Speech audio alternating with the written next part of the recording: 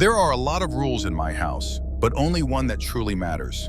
It's not written down on the chore chart or stuck to the fridge with a novelty magnet. It's a rule that lives in the air, spoken once when we first moved in and reinforced with cold, hard glares ever since. Never, under any circumstances, open the door to the old root cellar. It's a strange, half-buried thing at the edge of our backyard, a sloping mound of earth with a heavy oak door set into its face, secured by a thick, rusted padlock that looks older than the house itself. My parents, when pressed, would just say it was unsafe. The structure is rotten, Leo. It could collapse. That was the official story. But yesterday, the official story fell apart. I was out back, kicking a soccer ball against the garage wall, when I heard it. A voice. It was faint, muffled by the thick door and the earth packed all around it.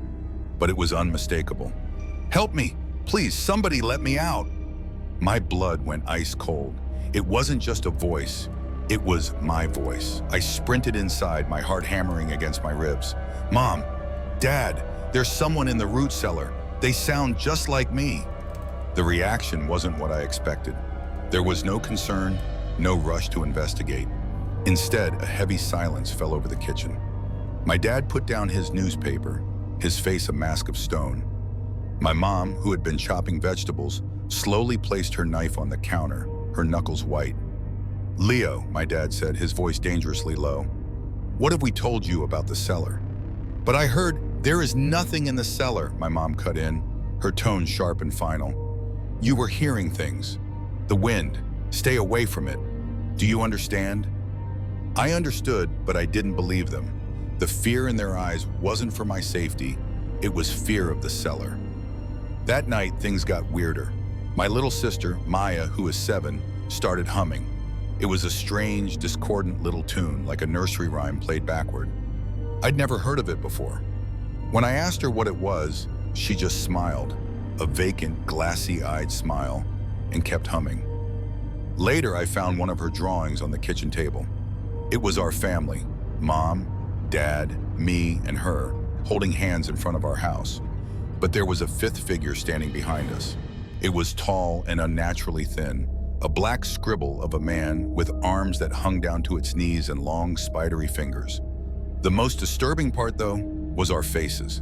She had drawn us all without eyes. The next day, the voices from the cellar changed. It wasn't just me anymore. I heard Maya giggling that same empty giggle from the night before.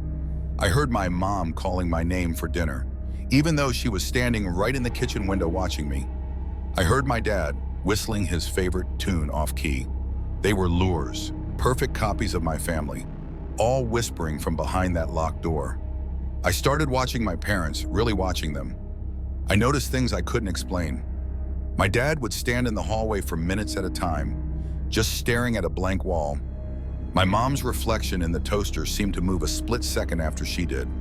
They barely ate at dinner, just pushed food around their plates. Yet the food in the pantry was disappearing faster than ever. Loaves of bread, jars of peanut butter, entire boxes of crackers, gone overnight. The final straw came on Thursday. I was in my room trying to distract myself with a video game when I heard it again.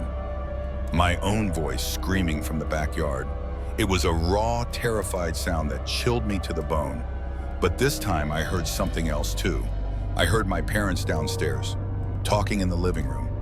Their voices were calm, conversational, completely ignoring the sound of their son apparently being murdered outside. That's when I knew. I couldn't trust them. I had to know what was in that cellar. I waited until Saturday, their weekly grocery day. The moment their car disappeared down the long gravel driveway, I was in the garage, grabbing the heaviest tools I could find, a crowbar and a sledgehammer. The padlock on the cellar door was even tougher than it looked. It resisted the crowbar, so I swung the sledgehammer, the clang of metal on metal echoing across the quiet yard. It took 3 heavy, jarring blows before the shackle groaned and snapped. My hands were shaking as I pulled the broken lock away and tugged on the iron door handle. It swung open with a deep groaning creak, revealing a set of steep stone steps descending into absolute suffocating darkness. A wave of cold, musty air washed over me, carrying a smell of damp earth, rot, and something else. something metallic and faintly sweet. With my phone's flashlight cutting a nervous beam through the gloom, I started down. "Hello?" I called out, my voice trembling. The only answer was the drip, drip, drip of water somewhere in the dark. The cellar was small, just at a single stone-walled room, and it was empty. No furniture, no forgotten junk, no sign of anyone. Just dirt floors and damp, sweating walls. I felt a wave of confused disappointment. Had I imagined it all? I swept the flashlight beam across the room one last time, ready to leave. And then I saw them. Scratched into the far stone wall were drawings, crude and childlike, just like Maya's. The first panel showed a family, a man, a woman, a boy, a girl, standing in front of a house. In the next, they were smiling, welcoming a tall, shadowy figure into their home. In the third, the family was leading the figure to a cellar. In the final horrifying drawing, the stick figure family was gone. Only the tall, shadowy figure remained, standing alone in front of the house. A cold dread, heavier and more real than anything I had ever felt, settled in my gut. Then I heard it, the crunch of tires on the gravel driveway. They were back, but they'd only been gone for 20 minutes. Panic seized me. I turned and scrambled back up the stone steps, my feet slipping on the damp surface. I was almost at the top, my hand reaching for the daylight, when the heavy oak door slammed shut, plunging me into total blackness. The lock clicked.